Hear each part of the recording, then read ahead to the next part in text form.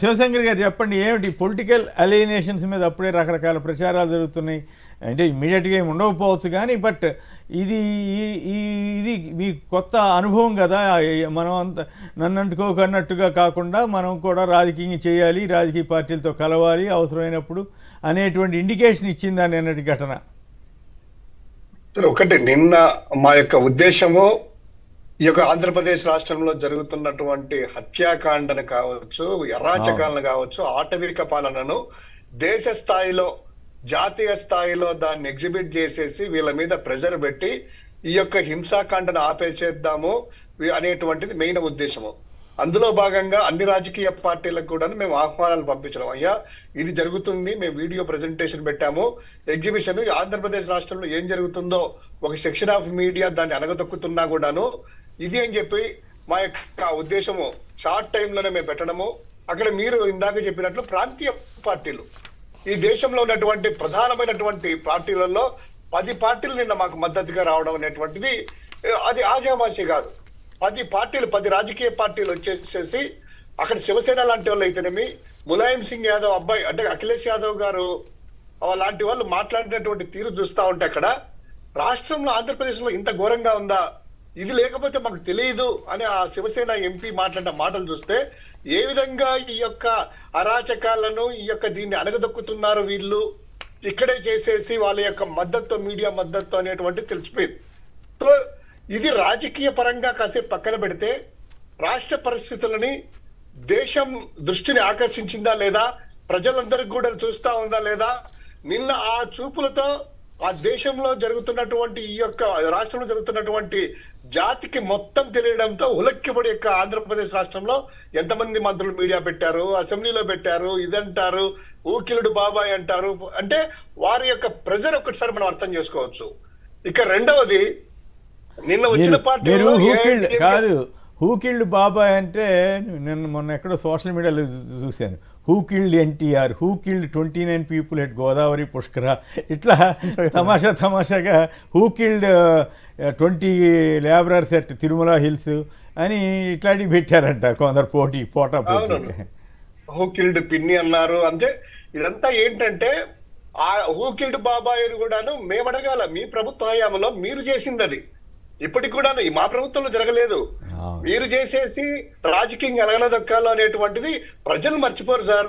ఏదో దురదృష్టవశాత్తు వాళ్ళ యొక్క ఆ ప్రభావాలకి, ఆ యొక్క అలివిగాని హామీలకి కొంచెం ప్రజలు 10% అట్రాక్ట్ అయి ఉండొచ్చు. కానీ ఈ రోజు ఎందుకు ఇంత రాజకీయ పార్టీలు ఇన్ని వచ్చాయి అని అంటే సార్, వైఎస్ఆర్ కాంగ్రెస్ పార్టీకి దేశంలో లోక్సభ ఎన్నికల్లో తీసుకున్నట్లయితే దేశంలో అన్ని పార్టీలలో లార్జెస్ట్ అంటే 5th పార్టీ ఓటు పర్సెంటేజ్ వచ్చిన వాటిలో 5వ శాతం సార్. టీడీపీ కంటే ముందున్నాము, వీళ్ళందరికంటే ముందున్నాము మేము. సో ఇటువంటి సంబంధించినటువంటి 5వ లార్జెస్ట్ పార్టీ ఓట్ షేర్ లో అంత రాజకీయ పార్టీలు కాబట్టి అది గుర్తుపెట్టుకోవాలి. ఏదో 11 సీట్లు అనేటువంటిది కాదు, ఓట్ షేర్ లో దేశంలో 5వ పార్టీ. తెలుగుదేశం కంటే 3 ముందున్నాము, 3 ప్లేసుల్లో మేము. సో ఈ రోజు రాజకీయంగా ఏంటంటే ప్రతి ఒక్క రాజకీయ పార్టీకి అందరికీ తెలుసు జగన్ గారి యొక్క పాలసీస్ కానీ, జగన్ గారి సత్తా ఏంటి, అడ్మినిస్ట్రేషన్ల పరంగా ఏంటి అనేటువంటిది. సో తప్పకుండా అందరికి కూడా ఇదంతా తెలిసిపోయింది.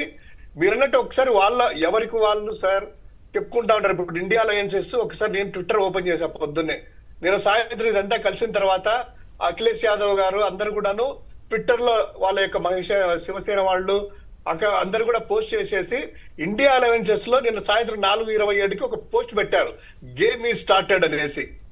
Game is on, game started అని ఇండియా అలవెన్సెస్ వాళ్ళ యొక్క ట్విట్టర్ హ్యాండిల్ అది పెట్టారు.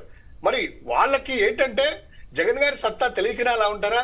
జగన్ గారు కూడా రాజకీయంగా వేదికగా చేసుకోలేదు. మేము రాజకీయ బలోపేతం కాదు, రాష్ట్రంలో జరుగుతున్నటువంటి అన్యాయాన్ని, రాష్ట్రంలో జరుగుతున్నటువంటి మా యొక్క వైఎస్ఆర్సీపీ కార్యకర్తల్ని, ప్రభుత్వ ఆస్తుల్ని ధ్వంసం చేసిన వాటిని వారిని శిక్షించాలి. భారతదేశంలో అంతా కూడా అంబేద్కర్ రాజ్యాంగం ఉంటే ఆంధ్రప్రదేశ్ లో లోకేష్ గారు ముఖ్యమంత్రి గారి అబ్బాయి రెడ్ బుక్ రాజ్యాంగం, బ్లడ్ బుక్ రాజ్యాంగం అని పెడుతున్నారు, ఇదేనా అనేటువంటిది దేశం మొత్తం యావత్తు ఆశ్చర్యపోయింది. ఆమె అంటుండే శివసేన ఎంపీ, ఏంటి ఇంత ఘోరంగా ఉందా, రెడ్ బుక్ రాజ్యాంగం ఏంటని. ఇంకొకటి అనేసి అఖిలేష్ యాదవ్ అంటుండే, మేము ఎప్పుడో మాకు జరిగిన ఒక ఎక్స్పీరియన్స్, రాష్ట్రంలో గవర్నర్ ఏం చేస్తున్నాడు అని అడిగారు. అదే మొత్తం వాళ్ళు అయితే మమతా బెనర్జీ వాళ్ళైతే మీ యొక్క ఎంపీ శివసేన ఎంపీ. అసలు గవర్నర్ దృష్టికి వచ్చిందా? గవర్నర్ ఏం చేస్తున్నారు? గవర్నర్ కి సంబంధం లేదా? ఇదంటే గవర్నర్ కి 3 సార్లు చెప్పామయ్యా, 3 సార్లు చెప్పాం. మా ఎంపీల ప్రతి 2 సార్లు సాక్షాత్తు మా నాయకుడు వెళ్ళేసి ఇదిగో అని చెప్పినా కూడాను మొత్తం అంతా కూడాను ఇది నిమ్మకు నీరెత్తినట్టే.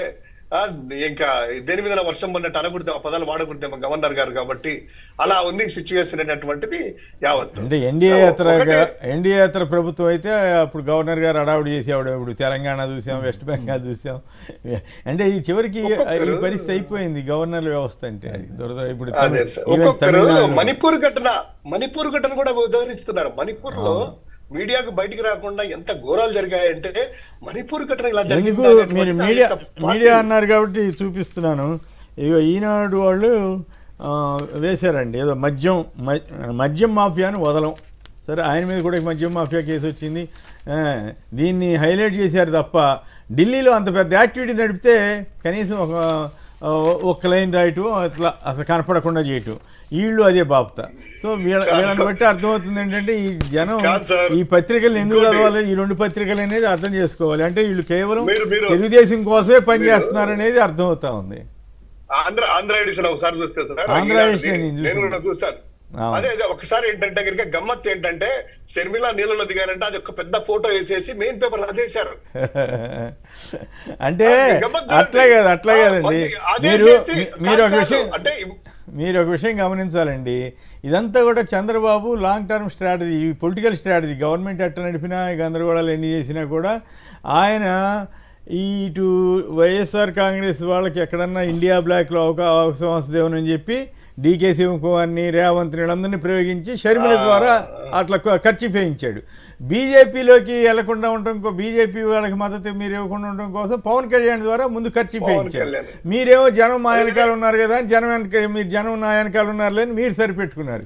₹1000 ఎక్కువ ఇస్తాను, ఆయన ఏమో ₹1000 ఎక్కువ ఇస్తానని కానీ ఆయన అటు వెళ్ళిపోయారు. సో అట్లాంటి పొలిటికల్ స్ట్రాటజీస్ మీలో మిస్ అయ్యాయా అనేది జనరల్గా వస్తున్న చర్చ. జాతీయ స్థాయిలో ఏదో ఒక కూటమితో లేకపోతే ఎంత ప్రమాదం ఇక్కడ ఒడిశాలో చూసాం, ఆంధ్రప్రదేశ్లో చూస్తున్నాం.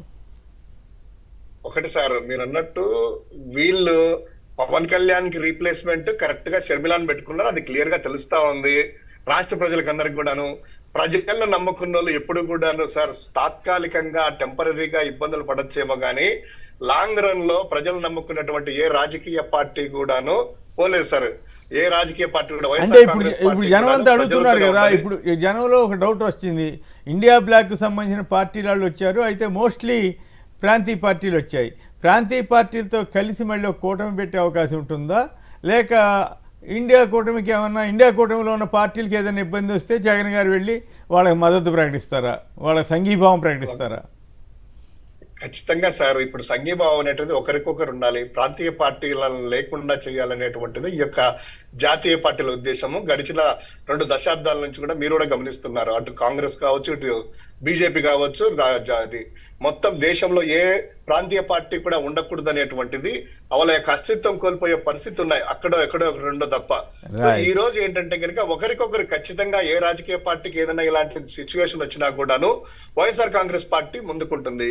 నేను అన్నా డిఎంకే వాళ్ళు కూడా వచ్చారు, తమ్మిదురయ్య గారు కూడా ఆశ్చర్యపోయారు. ముందు రోజు జగన్ గారు కలిసారు, వాళ్ళు నాకు తెలిసి భారతీయ జనతా పార్టీ ఎన్డీఏలో కూటమి అనుకుంటాను.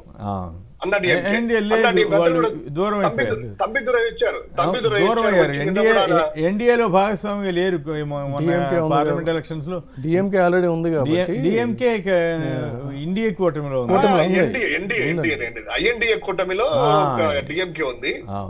ఎన్డీఏ కూటమిలో అన్నా డిఎంకే వాళ్ళు క్లోజ్ గా.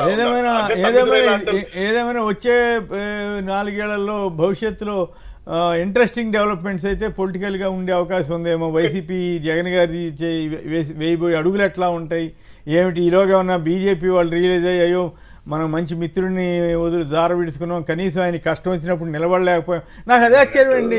ఇంత పెద్ద మోడీ గారు, ఇంత పెద్ద అమిత్ షా గారు వాళ్ళు జగన్ గారి పార్టీకి ఇంత కష్టం వస్తే కనీసం నోటి వరుసకు కూడా సానుభూతి పలకని పార్టీ ఎంత స్వార్థ రాజకీయ పార్టీ అనేది నాకు అనుమానం. అంటే ఇప్పుడు కాదు సార్, ఎప్పుడైతే వాళ్ళు పొత్తు పెట్టుకున్నారో దేశ ప్రజలే అదే అన్నారు.